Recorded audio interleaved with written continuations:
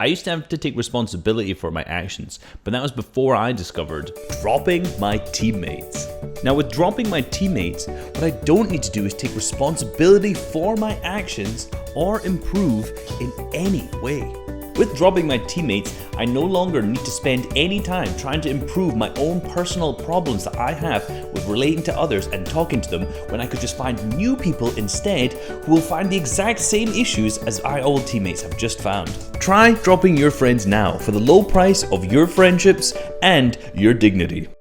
How to drop your teammates. I want to first say this isn't aimed at any team. Yes, what we've just seen a lot of the last few days in EU in particular is Ken, Janice, and Chapix just split up. What I'm pointing at here isn't aimed at that. This definitely just reminded me of a lot of good topics. They broke up because of a lot of toxicity between them, so I want to kind of dive into some of the topics that you can do to avoid in your own team, how to split properly, if you should, when you should, and all these different things to kind of stop these kind of difficult personal battles happening, in particular when they become very, very public. So the first part, when do you drop your teammates?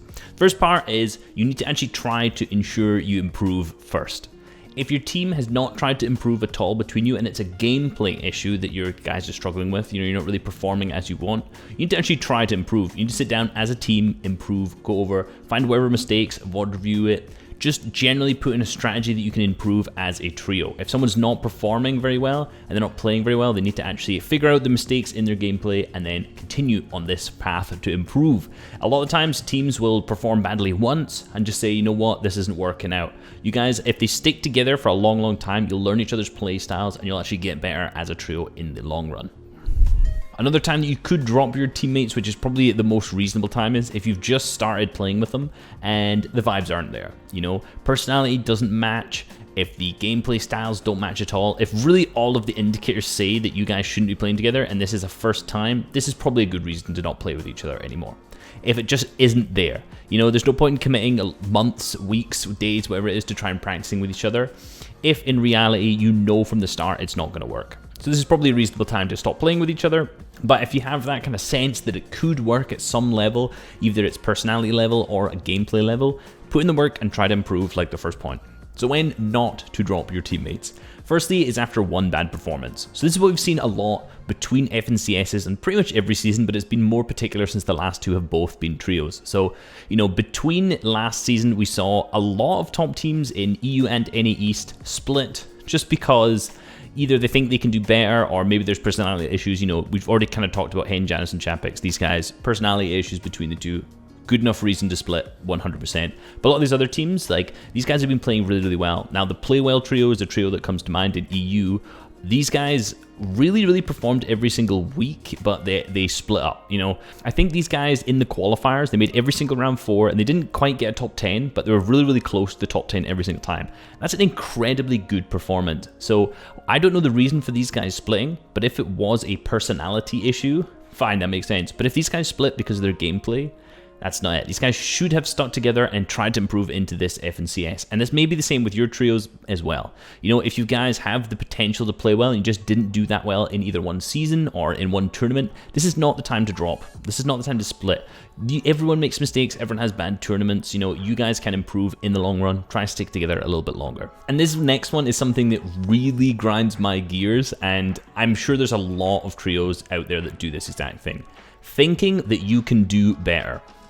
Now, this sounds very, very weird, but if you have a good trio, and I particularly want to look towards the kind of FNCS finals for this, just to kind of get examples, right? If you have teams who are placing in the 10th to 20th of the FNCS finals, if you've made it to the 10th or 20th, there is absolutely no reason that you should be splitting up. At this point, there's such huge potential. These guys have played so well together that all they need to do is put that bit more practice and you're easily a top 10 team in the next season. But yet, what these teams do instead is they split up and then they try and figure out different teams, they move over and over again, and then the placements most of the time don't really improve. There are a lot of teams who are just sticking together all the time, and these guys are playing really, really well. In EU, for example, Flick, Thomas, and Anas.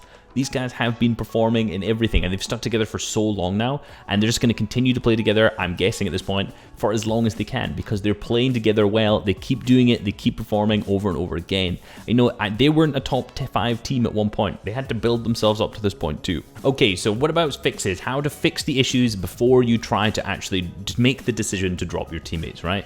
Firstly, gameplay. I've kind of gone over this a little bit, but One of the biggest issues that I see with teams is that when they see gameplay issues, most of the time they don't actually discuss them like normal human beings would discuss an issue that they have.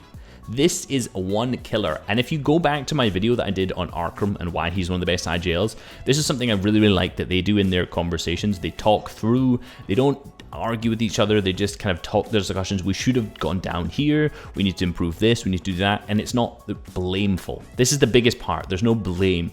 If you're ever trying to improve in your trio, you never want to just say, you suck, player 3, like, please improve, you know, at this and this. You know, you need to come together as a team. You're a trio, you're spending so much time together that you need to be able to improve like that. Don't blame each other. Try and figure out and point out mistakes without actually blaming and being very, very harsh about it, because people, you know, a lot of people will take that wrong. They will get insulted, they'll get angry, and that's the last thing you want. You want everyone to stay as cool and calm as possible. And next fixes is for chemistry issues. So I've kind of talked about that. You don't want to anger people, all these kind of things. And one of the ways you can do this is, again, by if you have someone in your team who is particularly aggressive, who gets angry or tilted a lot, one of the things you can do is actually just talk to them very, very calmly. And this sounds a bit weird, but if this person in your team, say you have one player who gets triggered a lot and he starts blaming, being very toxic, one of the things you can do is yourself just stay very, very calm, cool. You know, even the way I'm speaking right now, if someone was going to argue with me, I would keep the same tone that I have right now, because if you reach their level and get aggressive and angry, toxic, tilted back, and start speaking to them in that manner, it's just going to escalate. And then no one's going to be able to actually discuss anything better, right? You're not going to find the solution in that. However, if one person's shouting and you're calm and you're still the voice of reason, a lot of the times the person who's getting toxic and loud, they end up feeling kind of stupid, right? They feel kind of, oh, I shouldn't be shouting at this guy who's just talking. It's just kind of natural personal behavior. That's just what happens in your brain when you're shouting at someone who's just still calm, cool, collected. You kind of start just to feel a bit stupid. So if you're seeing someone in your team who's like that, bring them down to your level, then you need to discuss the issues calmly.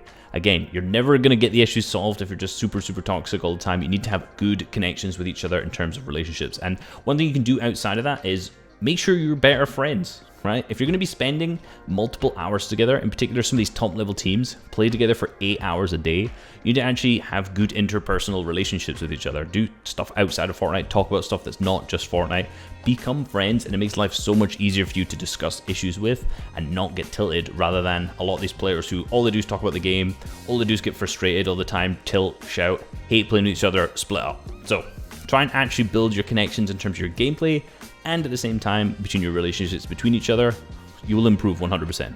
Okay, so the final question, how to actually drop your teammates. Firstly, just tell them.